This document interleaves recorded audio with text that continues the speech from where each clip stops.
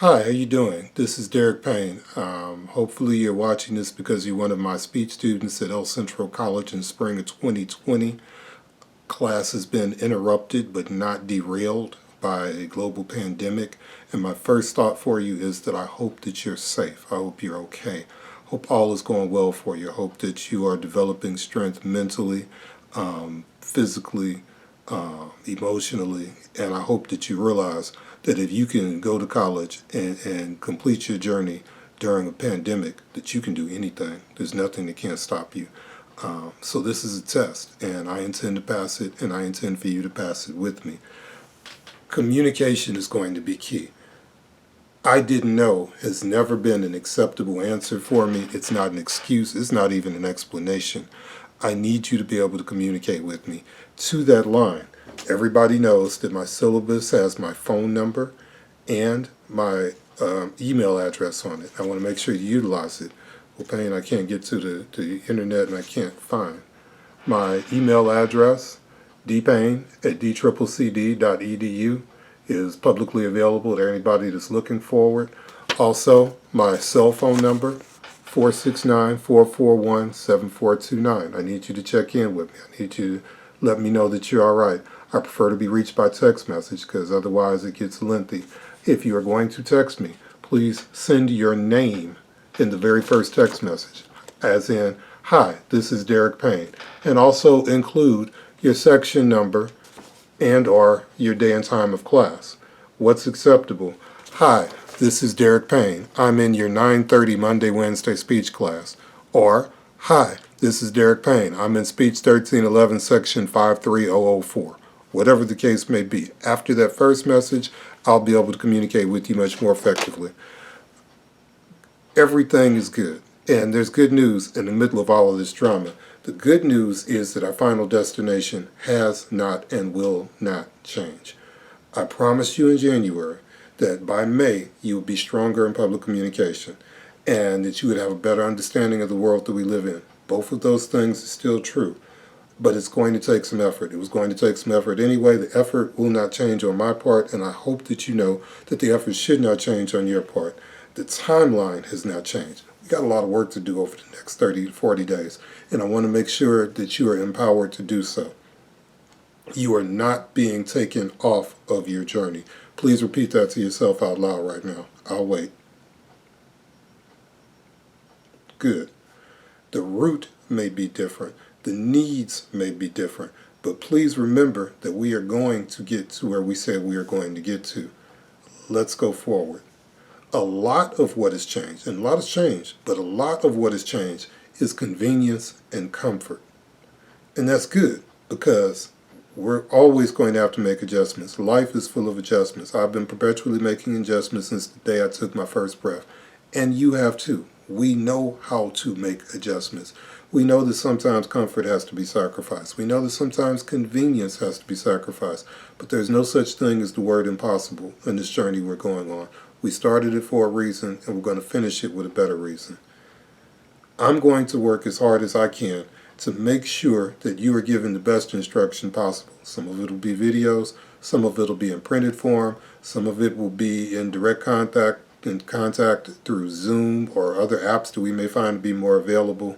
But the first thing that I'm going to do is ask some questions, and I need answers to those questions. That's an assignment now. Reply to an email that I'm going to send you. Reply to me via text. First question, always, how are you doing? You know, I start off with that every day. How are you doing? I need to know the answer to that. Second question, do you have a laptop or a tablet that you can reliably use to do your schoolwork? Third question, do you have a smartphone that can be used to access the internet that you can reliably use to pull down assignments and messages? Number 4, do you have access to a Wi-Fi network reliably that will allow you to stay connected with the outside world, but more importantly for this discussion, to your class materials?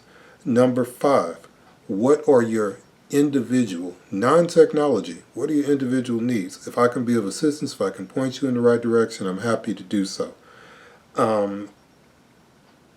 If there are other concerns, please reach out and let me know what they are. And as much as possible, I will do as best as I can to help you connect to the answers to questions that legitimately you should be having right now. But let's make some commitments. Let's make some commitments between us. You know, we talked about agreements, and agreements within yourself are the most powerful agreements you can make. I'm making some agreements. I'm asking you to make some agreements. You've got my contact information. If you cannot find it, I'm going to send an email with a typed transcript of everything that I'm saying right now. Let's focus on what we can do during this particular time. That's going to be way more important to us than worrying about what we think we can't do when the reality is we can do anything if we can imagine it. We said on the first day of class that there are some objectives that we're going to have. Number one, to finish the course with a high grade. We can all still do that. Number two, to graduate from college. That's out in front of us. The door is not shut. College is not boarded up. This just means that we got to do some things we weren't necessarily comfortable doing, but we'll get comfortable doing in the process of doing them.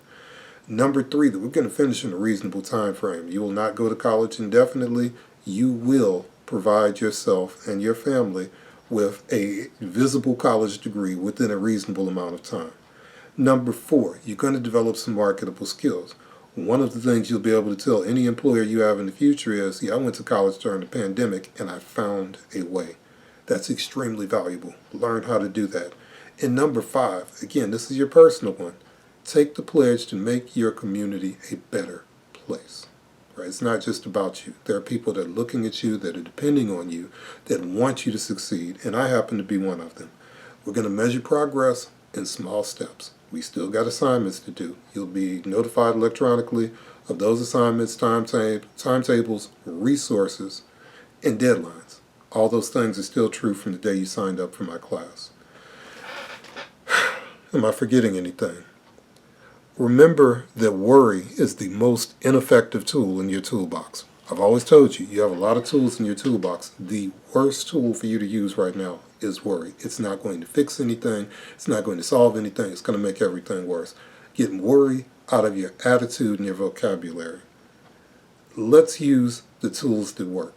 Let's stick together. Stick with me. I'm going to stick with you.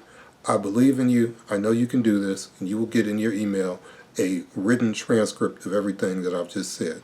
Be good to yourselves. Treat each other well. Make sure that you're okay, and let me know if you are or if you're not. And we'll figure some things out together. God bless all of you guys. I miss you, and I'll see you soon. Peace.